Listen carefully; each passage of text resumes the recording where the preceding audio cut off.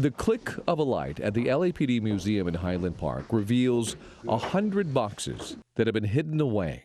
The mere sight of them takes this legendary reporter back 50 years to the biggest story of his life. Good grief.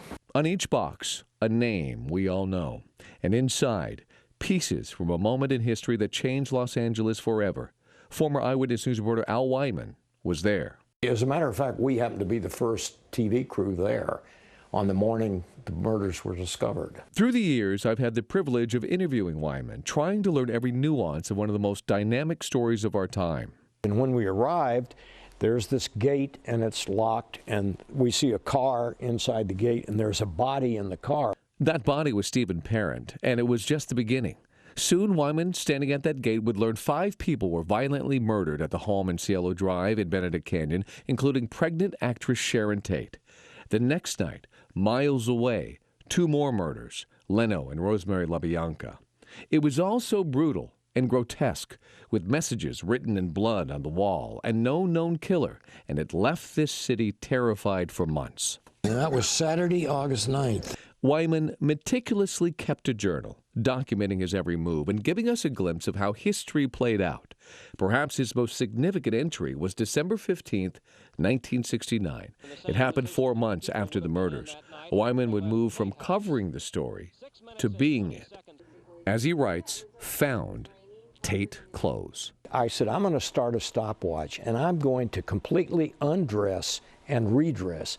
And let's see how long it takes and where we are as we go up Benedict Canyon. And by golly, 6 minutes and 20 seconds, that was the wide spot in the road. And I thought, oh my God, those have to be the clothes. By simply reenacting the getaway, he found the killer's bloody clothes, linking the suspects to the crime.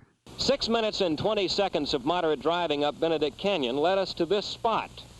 And looking over the edge of this hill, we found several pairs of blue jeans and what appeared to be some very dark sweatshirts. And I called Lieutenant Robert Helder down at LAPD, got him on the phone. Yeah, what do you want? I said, oh, I have something you want. We found the clothes. We were notified by my boss, Lieutenant Robert Helder, who received a phone call from what I believe is Channel 7 News. In 2009, I saw those clothes. Sandy Gibbons, who was then working for the LADA's office, opened the evidence boxes and gave me an exclusive look.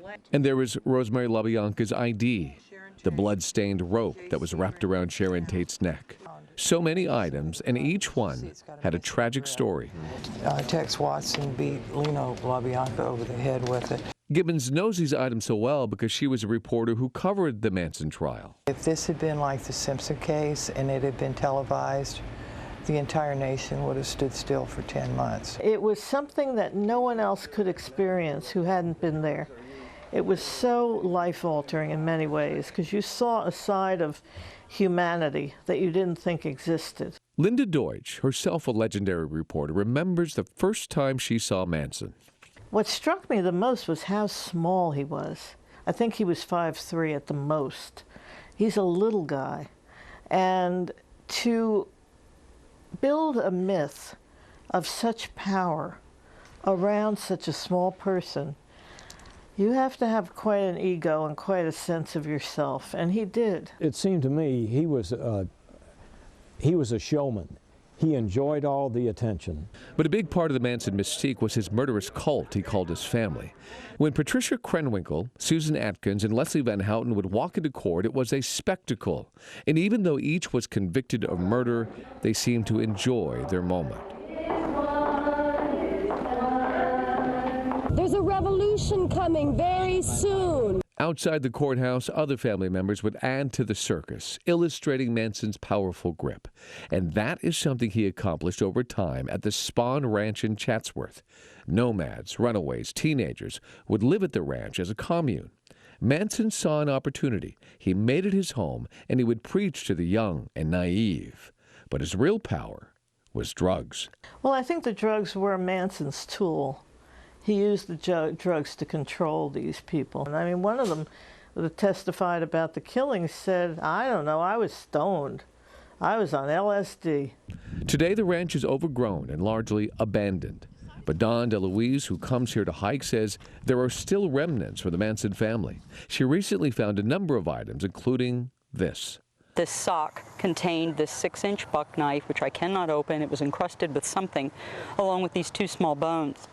They were inside the sock. She claims the bones look remarkably close to human fingers.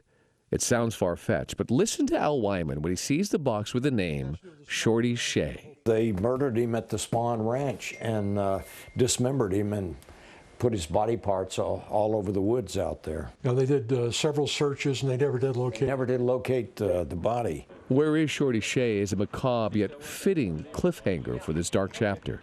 Charles Manson is dead now, but his name and the evil he exposed is all right here and will live on no matter where we hide it.